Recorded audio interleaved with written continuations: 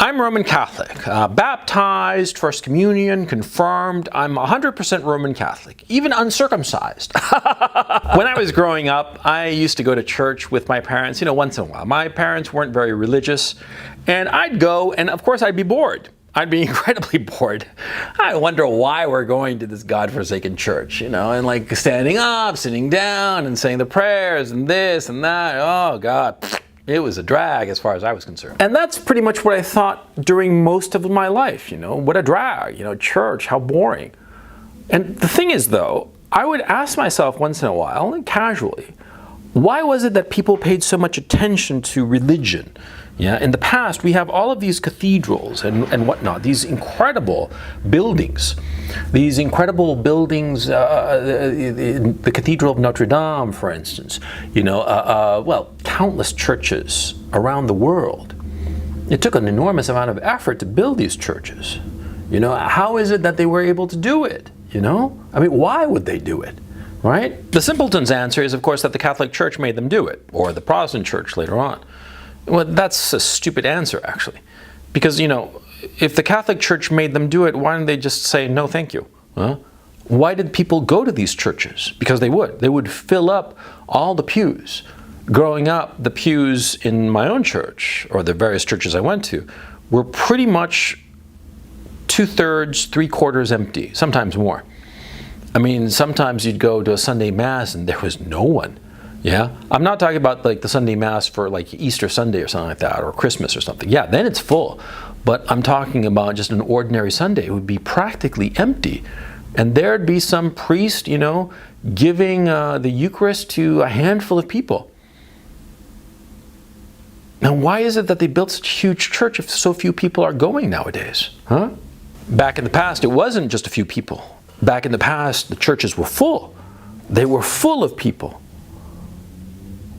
It's only recently, for circumstances that I'm about to get into, that I started to realize why people believed in God.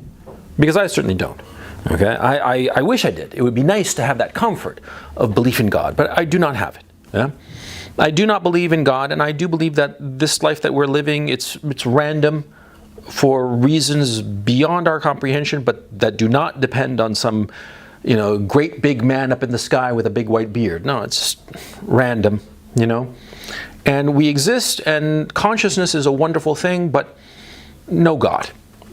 That's what I thought, and that is why I still think. But I started to ask myself, why do people believe in God? Why did they need God in their lives? The answer struck me recently. It was such an obvious answer. It was so simple. Occam's razor, the simplest explanation is usually the accurate one.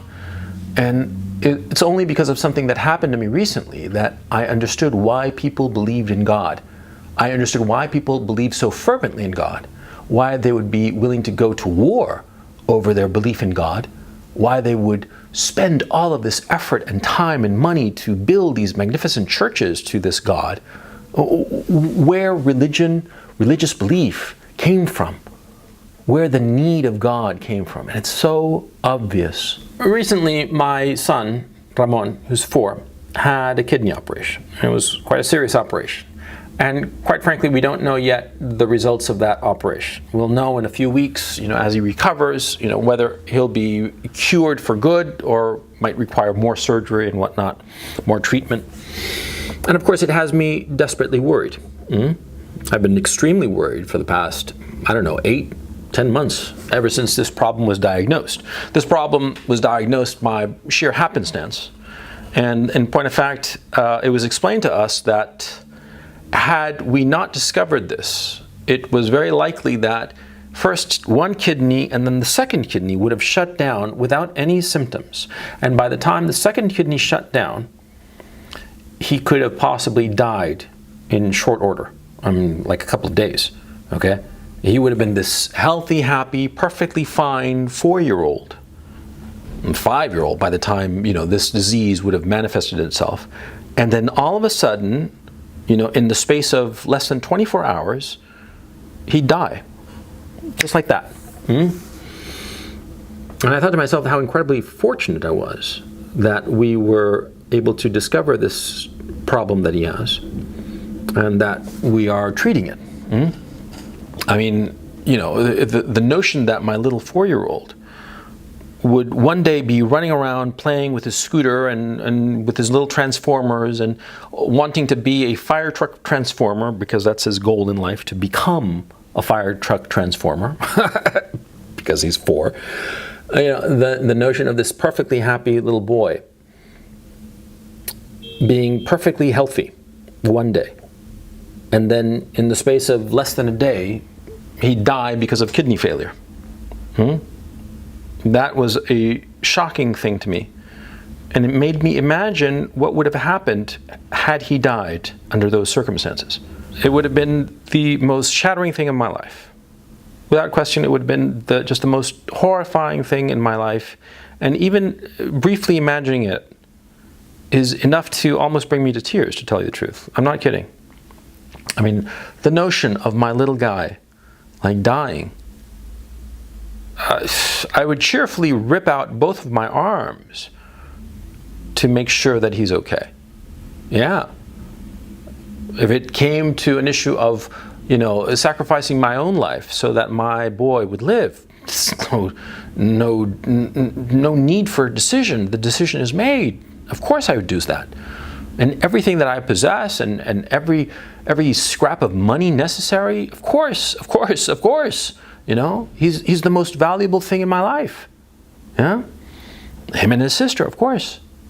And any sacrifice would not be much of a sacrifice in order to ensure their health. But then I thought to myself, you know, what happens if my son had died? How would I feel? And I realized quite obviously I would be destroyed, forever changed, forever diminished. My soul, a large chunk of my soul, would be not merely shattered, it would be disintegrated. You see, nowadays we have all this modern medicine, right? All this technology, and it's very, very good technology. Infant mortality has fallen drastically in the Western democracies. In the past, you know, people talk about how in the Middle Ages, the life expectancy was like 40 years old, right? And so you think to yourself, oh, that means that people, you know, roughly lived until the age of 40. No. People lived easily. Lots of people lived into their 60s and 70s and even 80s, even their 90s. Yeah, look at the history books. There are lots of people who lived into their 70s and 80s and 90s, what have you. Kings and whatnot, right? No.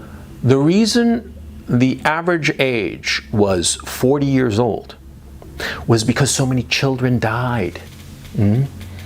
So many children, you know, 5-year-olds like my own son with this problem that he has of his kidneys. So many other children would die, scarlet fever and whatnot, meningitis, all kinds of diseases that today we have vaccines, today we have medicines, today we have treatments, and these treatments are readily available. These vaccines are cheap, yeah? And the treatments to cure some problem that in the past would have led to a child dying, well, today not only are they very inexpensive and easy to do, you know, they can be done anywhere, in any city in the world. See? And that's why we have a life expectancy, average life expectancy, of 70-odd years, 80 years or something like that. It's not that we are living longer. It's that fewer children are dying. I was reading about the lives of certain kings in the Middle Ages, and Henry IV and whatnot. And, you know, I was seeing how these kings, they would have, you know, 6, 7, 8 children. And only maybe 3 lived to adulthood. And these were kings. Kings who were presumably very rich and who could, of course, afford the best medical care at the time, right? Medical care at the time, you know, smirk. But you see what I'm saying, you see? The rich people would lose their children left and right. And I have no doubt that the bitterness that they felt, the tragedy, the hurt, the agony of the soul that they experienced when any of their children died would have been no different had my own son died. Because human beings don't change. And the hurt of a dying child is is incomprehensible. The idea that your child can die, and the fact of it, is an agony. And of course, with such an agony, what happens? You start to believe in God. Simple as that. You start to believe in God, and you hope that there is a God. A parent has 5, 6, 7, 8 children because there's no contraception, right? Back in the Middle Ages and whatnot. He has 5, 6, 7, 8 children, man or woman, it doesn't matter. And only 1 or 2 live to adulthood. And yeah, of course, maybe there's one pregnancy and the child dies at childbirth. But then, the other child dies when she's 2 years old, a little angel, running around, little 2-year-old doing her little 2-year-old things, and she's a little beautiful little thing, and she has scarlet fever, say, and dies of that. And then the next one dies, and then the next one dies. The 12-year-old boy, he scratches himself on a piece of rusted metal, tetanus, and dies in agony, in horrifying agony. What do you think that does to the soul of a parent? What do you think that the agony is like? Yeah? And so, of course, in the face of such death, you turn to God. And you might suspect that there is no God. You might think that God is kind of silly. But in the face of such agony, you will accept the illusion just to alleviate this horrifying agony. Belief in God in the past fulfilled many purposes. The most obvious was that it explained a lot of natural phenomena that people didn't understand why was occurring. Why is there a lunar eclipse? Oh, because God made it happen. Why does the sun cross the sky? Oh, some God is racing a chariot across the sky, whatnot, right? Because people in the past simply did not have the technology and the knowledge and the understanding to figure out the world around them, and so they said, oh, well, God made it happen.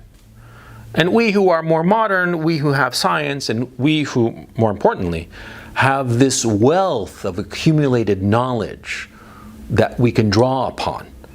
We have all of this information and knowledge and scientific discoveries for the last 300, 400, 500 years that has been accumulating, right?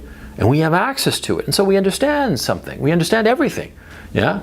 And the very, very few things that we do not understand, well, from our point of view, they're trivial. What exactly led to the Big Bang? Well, nobody really knows, but who cares? It's so obscure that it doesn't matter, right? So in the past, God, yes, was necessary to understand the world, and as we human beings began to understand it, it was no longer necessary. God was no longer needed in our lives. But that's only half of the equation. Death is the other half. Death of the people we love, especially our children. Because in the past, we wanted a God, we needed a God, and we prayed to a God with the hopes that one day we would see these little children that we had lost. I mean, my own kid, he's 4. My daughter, she's 6. If I were to lose either one of them, I would believe in anything that would give me a little bit of hope that one day I would see them again. I don't care what anybody thinks of that. If that means that I'm like self-deceiving myself, so be it. I could give a shit, right? The notion that were I to lose a child, that there would be some moment in the future, some hope that I could hold them again. That I could hold them in my arms and hear their little voices. Do you have any idea the feeling when you hold your own child? Because they're so damn small. And their limbs are so delicate. And they're so... Yet they're sturdy, yeah, but they're delicate. It's hard to explain. And their flesh, when you hold their arms or their hands, there's something magical about it. And to lose that is catastrophic for your soul, as I said. And so the hope that at some day in the future, you'd be able to pick up that little body and hold that little body close to you, all warm and all wriggly. That's a powerful hope. And that's why people believed in God. And the hope that one day that they would see their dead children. And that's why today there isn't that much religious belief. There isn't much belief in God. Because today it's a rare thing when a child dies. I mean, it happens all the time, and it's a tragedy, of course, but the vast majority of people will not experience the death of a child. The vast majority of people in the Western democracies, if they decide to have a child, might have 1 or 2 children. And the odds of either one of those 2 children dying is exceedingly slim. Certainly not going to die from any kind of disease, because most childhood diseases have been eradicated or are readily treatable. If a child dies, it will be in some unforeseen accident, some random, bizarre accident that is far from common. On the contrary, it would be exceptional, exceptionally rare, because, like I said, and we all know this, it is a rare thing for a child to die nowadays. And it's precisely because of that, because of how unlikely it is for a child to die, for how few children, small children, die today, that we adults do not believe in God because we don't need that comfort anymore. And if you don't believe me, look at underdeveloped countries. Look at countries with high infant mortality rates. I'll bet that their religious belief is through the roof. Oh yeah, of course. Because they have the chance that their children will die, and they know people, or they themselves have lost a child. So it's a latent thing. It's real. And so because there is this real risk that their children will die, there is the belief in God. And because for many of them, and perhaps most of them, they have felt this loss, then there is the need to believe in God. The need to believe so that one day they will be reunited with their little, wriggling little angels. I was looking at some religious books, and none seem to make this connection. It's so fucking obvious. Yeah. They come up with all kinds of explanations as to why people had religious belief in the past. At least I myself have not been able to find, but I haven't really been looking very, very hard because I don't really care. But it's something that I realized in myself, and it's important for me to realize it, and that's why I'm doing this video. With all these people in the past who had lost their children, high and low, the richest of the rich and the poorest of the poor, losing their children, there must have been, because of it, a shared sense, a shared experience, horrifying shared sense of experience, right? But that shared experience must have been a powerful glue between people. Think about it. You come across some man and you argue and fight about whatever, business, this, that, the other, doesn't matter, right? But you know that he has lost at least a kid or 2, and you yourself have lost a kid or 2. So you know the pain. And that shared pain, that shared misery, that shared agony of the soul, it makes you closer to people. Yeah. I mean, how many times have you seen, a couple of soldiers who went through some horrible war? They might not even like one another very much, but there is something between them, a human connection that cannot be disputed. Same thing. If everyone is sharing in this agony, and everyone is reaching for comfort, and then they all go to God, the belief in God, the concept of God. You don't have to believe it. Okay, even in the past, I'm sure that there were many people who did not believe in God, but they didn't say so because, and this I think is a key issue. See, to have disputed in public the belief in God would have been to take away the hope of those childless parents. Take away the hope that one day they would see their children. And that's why people were afraid to say that God didn't exist. It's not that, the church would come down on them and send the Inquisition after them or whatnot. No. What was going on was, see, if they had stood up and said, why are you so silly to believe in God? There is no God. It would have been the same as saying, why are you believing in this dumb afterlife? You are never going to see your dead children ever again. When I was young, I used to think that people who believed in God were stupid. And as I got older, into my late 20s and 30s, I thought to myself that, well, if it gives them comfort, why bother arguing with them? Let them believe in God. Let them believe in God and let them find comfort where they will. Who am I to take away that comfort? And now as I start my 50s and realize this, because it had never really occurred to me what the possible death of my own children would feel like. And when I really started to consider it and to imagine it, and to imagine the agony of it, and that's when I realized how needed God was.